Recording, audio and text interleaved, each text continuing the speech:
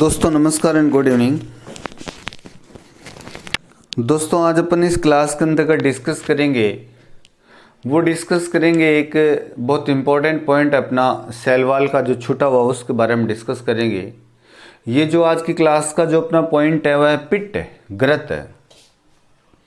दोस्तों थोड़ा सा आप एनालिसिस कीजिए। जैसे अपन टॉपिक डिस्कस कर रहे हैं सेल वॉल को दोस्तों मैंने 3 घंटे में आपको ऑफलाइन क्लास के अंतर्गत 3-3.5 घंटे में टॉपिक कंप्लीट होता है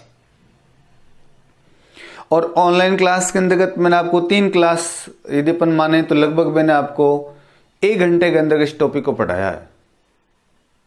इस 1 घंटे के अंतर्गत मैंने आपको सारे आज तक यूपीएससी आरपीसी के क्वेश्चन भी करवा दिए, थ्योरी भी बता दी। ऑफलाइन में क्वेश्चन भी नहीं करा पाते, थ्योरी पूरी नहीं दे पाते, जबकि यहां पर अपन ने लगभग 1 घंटे मैंने आपको सब कुछ करवा दिया। बट क्लासों की संख्या 3 क्यों रखी है? कारण क्या है कि आप ऑनलाइन क्लास के अंतर्गत 15 या 20 मिनट 25 मिनट खींच करके पढ़ सकते हो। इस कारण कई बार स्टूडेंट सोचते हैं कि सर 15-20 मिनट की क्लास डालते हैं। दोस्तों आप इतना ही पढ़ पाते हो, आप पढ़ाई करके देख लो। इस कारण अपन एवरेज 20-25 मिनट की क्लास रखते हैं व्यवस्थित तरीके से, ताकि आपकी पढ़ाई कंटिन्यूस होती रहे। आप क्लास से रेगुलर लीजिए व्यवस्थित तरीके से। दोस्तों मैंने आपको थोड़ा एनालिसिस कर देता हूं कि आज तक अपन ने जैसे 3 टॉपिक कंप्लीट होने जा रहे हैं। जैसे मैंने जेनेटिक्स की सारी क्लास से ले ली, क्वेश्चन प्रैक्टिस की सीट आ जाएगी 1-2 दिन के अंदर। दीपावली से पहले जितनी जेनेटिक्स की सारी प्रैक्टिस सीट आपके पास पहुंच जाएगी पीडीएफ के रूप में। बायोटेक की पीडीएफ है वो आ चुकी है आपके पास में, डाल दी मैंने। और सेल बायोलॉजी चल रही है। दीपावली से पहले सेल बायोलॉजी कंप्लीट करा करके इसकी पीडीएफ डाल दूंगा। कहने का मतलब दीपावली से पहले अपन 3 यूनिट कंप्लीट हो जाएगी, तीनों की पीडीएफ क्वेश्चन आपके पास सब पहुंच जाएंगे। दोस्तों इस किसी क्रम में चलते चलते आप पूरा एनालिसिस करोगे कि जेनेटिक्स होगी, बायोटेक होगी, सेल बायोलॉजी होने वाली है, ये तीनों यूनिट कंप्लीट होगी। आप ओवरऑल पूरा हावर्स एनालिसिस करोगे तो टोटल आप देखोगे कि मैंने 15 घंटे के अंतर्गत आपको तीनों यूनिट कंप्लीट करा दी। आप देखो दोस्तों, फर्स्ट ग्रेड की 3 यूनिट आप पढ़ने के अंतर्गत लगभग 1.5 महीने का टाइम लेते ऑफलाइन में, उसको मैंने आपको 1 दिन में पढ़ा दी। तो आपको कितना वक्त बचेगा, कितना टाइम बचेगा, ऑफलाइन और ऑनलाइन में कितना डिफरेंस है, यह आपको दोस्तों धीरे धीरे समझ में आएगा। इसलिए आप व्यवस्थित तरीके से रेगुलर क्लासें लीजिए, सुनिए टॉपिक को फटाफट। मैं आपको जो मैंने क्लासें ली उनकी पीडीएफ भी डाल दूंगा। आप बस पढ़ाई कीजिए, आपका काम है सिर्फ याद करना, बार बार रिवीजन करने का काम है। दोस्तों एग्जाम के अंतर्गत बट्टे में से बट्टे राइट कराऊंगा। हिंदुस्तान के अंदर ऐसा प्लेटफॉर्म दूंगा आपको कि आपको पूरी बायोलॉजी है मात्र 30-40-50-60 घंटे के अंतर्गत कंप्लीट हो जाएगी। जिस टॉपिक को, जिन टॉपिकों को दोस्तों आप पढ़ने में 1-1 साल लगाते हो, उसको मैं आपको मात्र 1 या जो ज्यादा से ज्यादा खींच करके 3 या 4 दिन के अंतर्गत आप पूरी पढ़ सकते हो। बट ये धीरे धीरे आपको दोस्तों समझ में आएगा। मैं एक बार में आपको समझाता हूं तो ये पल्ले नहीं पड़ता है कि ऐसे कैसे हो जाएगा। तो दोस्तों आज की अपन इस क्लास के अंतर्गत अपन डिस्कस करेंगे एक छोटे से पॉइंट के बारे में, और वो पॉइंट है पिट या ग्रत। अब दोस्तों अपन पिट या ग्रत में से सबसे पहला क्वेश्चन आता है कि पिट या ग्रत है वो कहां पर बनते हैं। आप दोस्तों देखो, जैसे स्थूल कोणोत्तक है कोलेनकाइमा, जैसे दर्दोत्तक है स्क्लेरेनकाइमा, जैसे ट्रैकिन एंड वेसल्स है वाहिका और वाहिनिका है। इनके अंतर्गत क्या होता है, लिग्निन का जमा होता है। एक समान रूप से क्या होता है, लिग्निन का जमा होता है। लेकिन दोस्तों इनके अंतर्गत कहीं कहीं पर लिग्निन का जमाव नहीं होता, वो स्थान छूट जाते हैं। जहां पर लिग्निन का जमाव नहीं होता है, जो स्थान छूट जाते नहीं होता है, छूट जाते हैं, वो स्थान क्या कहलाते हैं, पिट कहलाते हैं। क्वेश्चन आता है कि किसका जमाव नहीं होता है, वहां उसको अपन पिट कहते हैं। किसका, लिग्निन का। क्वेश्चन आता है कि लिग्निन का जमाव एक समान रूप से किस में होता है, स्थूल कोणोत्तक, दर्दोत्तक, वाहिका और किस में, वाहिनिका के अंदर। वेरी इंपॉर्टेंट है। जो पिट है, इस पिट के अंतर्गत यदि अपन बात करें, जनरली बेसिकली दोस्तों अपन पिट है, पिट का आप थोड़ा सा समझो। पिट के अंतर्गत क्या होता है, सबसे पहले आप अंदर की तरफ देखो, एक सेल ए है, दूसरी सेल बी है, ये सेल ए और ये सेल क्या है, बी है। अब इसके अंतर्गत अंदर की तरफ सबसे बाहर का क्या होता है, मिडिल लेमिला है। इसके अंतर्गत क्या है, प्राइमरी वाल है दोस्तों, इसके अंतर्गत ये प्राइमरी वाल है। प्राइमरी वाल के ऊपर लिग्निन का जमा होता है, लेकिन जिन स्थान पर लिग्निन का जमा छूट गया वो क्या कहलाता है, पिट कहलाता है। आप देखो, एक सेल ए है इधर वाली, एक सेल बी है इधर वाली। सेल के बाहर का कौन सा है, मिडिल लेमिला। मिडिल लेमिला के अंदर की ओर कौन सी है, प्राइमरी वाल है। प्राइमरी वाल के ऊपर क्या लिग्निन का जमा होता है, उसको सेकेंडरी वाल कहते हैं। अब सेकेंडरी वाल के जहां पर जमाव नहीं हुआ स्थान क्या कहलाते हैं, पिट कहलाते हैं। अब पिट चेंबर कैसे होता है, पिट की बॉर्डर कैसे होती है, पिट पोर कैसे होता है, पिट कहां पर होता है, इसके आधार पर पिट अपन बात करें कि दोस्तों इसमें पिट तीन टाइप के होते हैं। एक तो सिंपल पिट होता है, एक इसमें बॉर्डर पिट होता है, और एक क्या होता है, ब्लाइंड पिट होता है।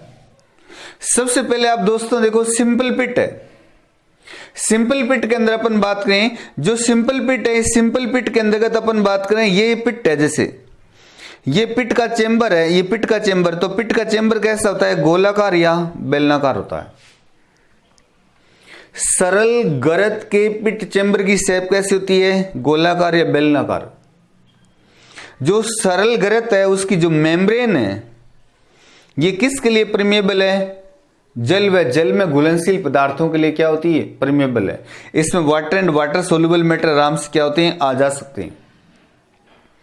जो सरल गरत है उसकी जो पिट की जो मेम्ब्रेन बनती है वो किससे बनती है, इसमें तो प्राइमरी वाल होती है, क्या होती है, मिडिल लेमिला होती है। और इस प्राइमरी वाल और मिडिल लेमिला से आमने सामने की जो कोशिकाएं, इसे जल और जल में घुलनशील पदार्थ आसानी से क्या होते हैं, आ जा सकते हैं।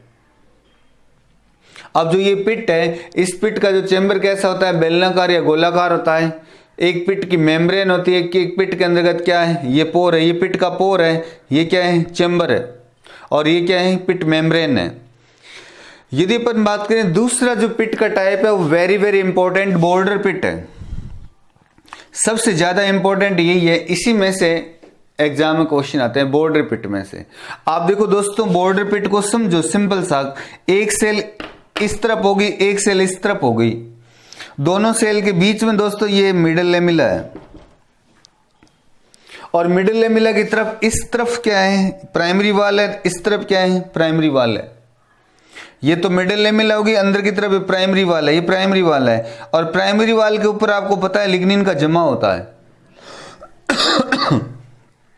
अब जहां पर लिग्निन का जमाव नहीं हुआ है, वो स्थान जो बने हैं वो स्थान क्या कहलाते हैं, ये क्या कहलाते हैं, ये क्या है, पिट है।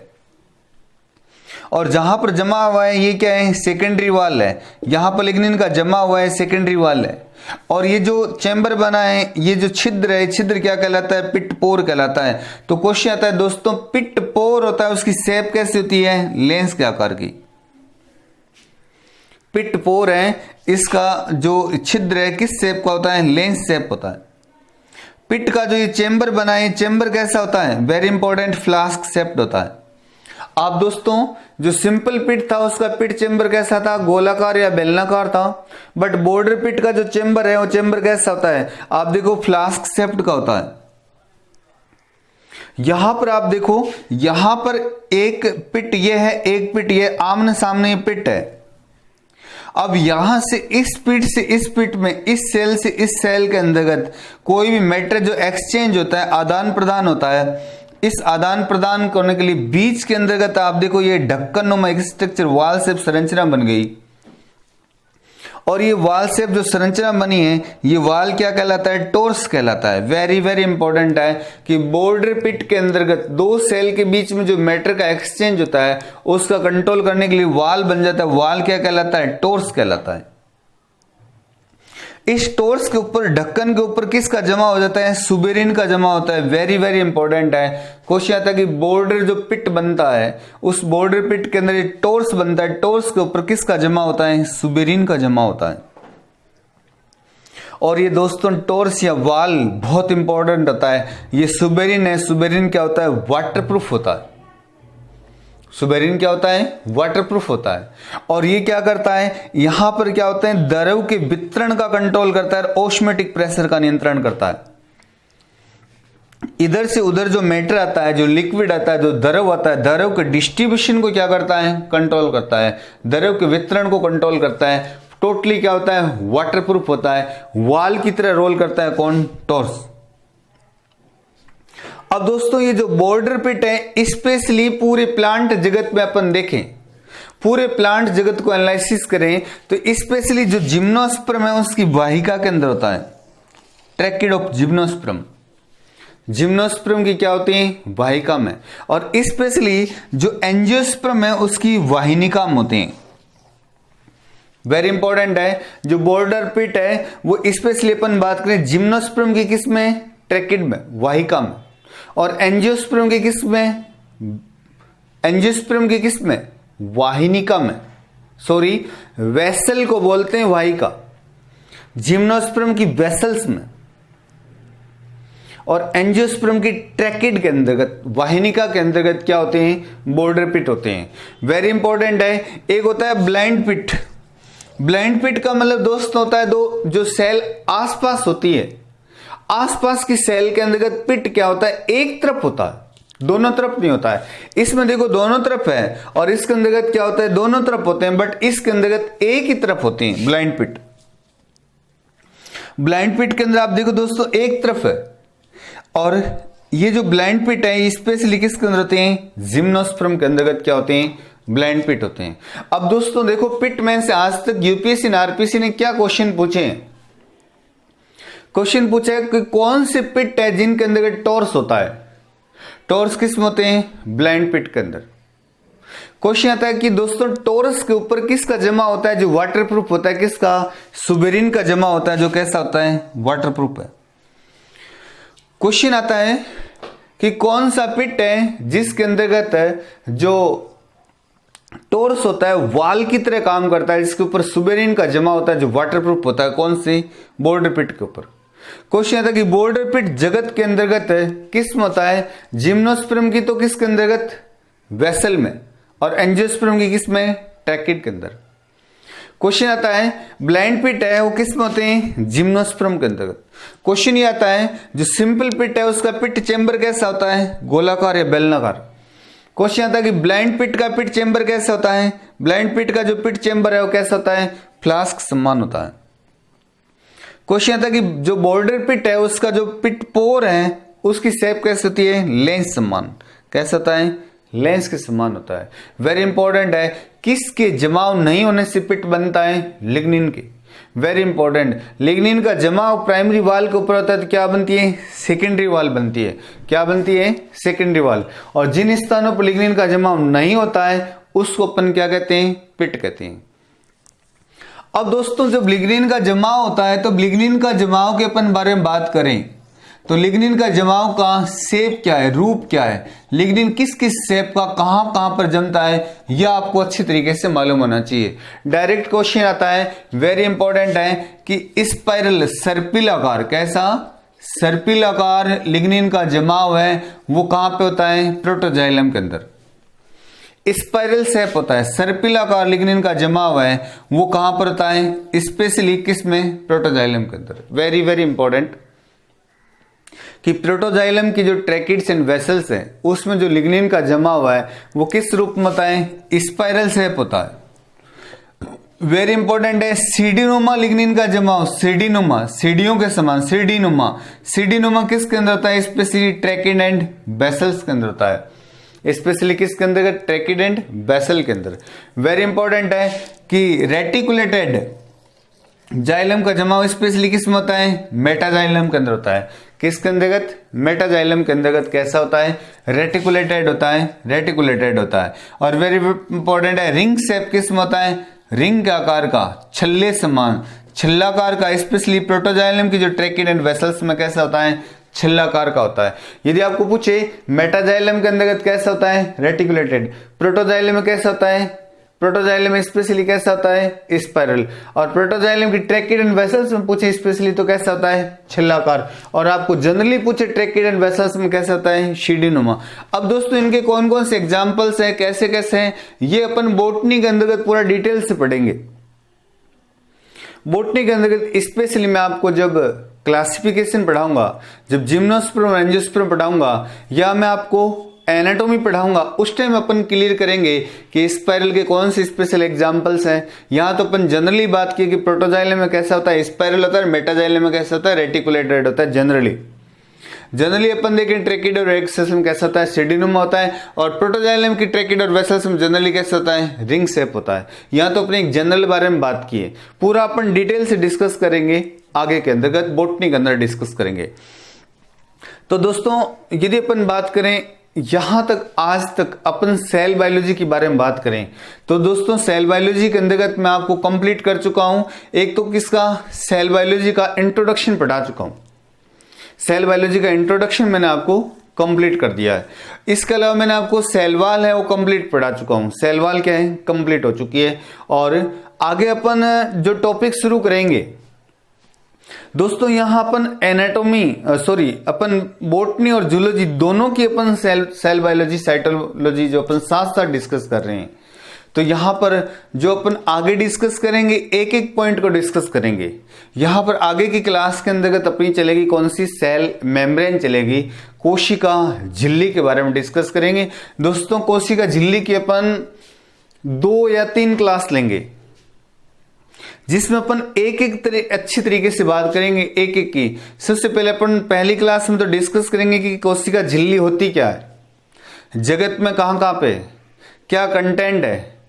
उसके बाद अपन डिस्कस करेंगे उसके जो सेल, जो मेम्ब्रेन है, कोशिका झिल्ली है, उसके आज तक के कौन कौन से जनरल प्रिंसिपल आए हैं। और लास्ट में अपन उसका जो सबसे इंपॉर्टेंट मॉडल है उसके बारे में डिस्कस करेंगे। तो दोस्तों सेल वॉल की तरह सेल मेम्ब्रेन को भी अपन 3 क्लास के अंतर्गत डिस्कस करेंगे। एक एक पॉइंट को आप व्यवस्थित तरीके से, लेकिन आप सिंपल सा समझो, जैसे सेल वॉल आपने 1 घंटे में कंप्लीट कीजिए।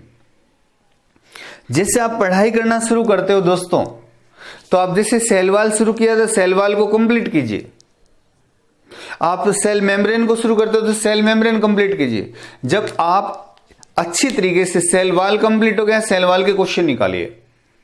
धीरे धीरे दोस्तों मैं जैसे जो जो टॉपिक पढ़ाऊंगा उसके आपको क्वेश्चन डालते जाऊंगा, ताकि आप क्या करोगे, जैसे आपने 1 घंटे के अंतर्गत सेल वॉल पढ़ लिया तो 15 मिनट के अंतर्गत इसके सारे क्वेश्चन सोल्व कीजिए, ताकि आपको साथ साथ थ्योरी के साथ साथ क्वेश्चन की प्रैक्टिस भी अच्छी तरीके से हो जाएगी। इसलिए आप अरेंज तरीके से क्लास लीजिए। धीरे धीरे ऐसी कंडीशंस आएगी कि आपको सारा का सारा, आपने पहली 5-6 यूनिटें ढंग से पढ़ ली दोस्तों, तो आगे की यूनिटें आप फटाफट आराम से कंप्लीट करोगे। थैंक यू दोस्तों।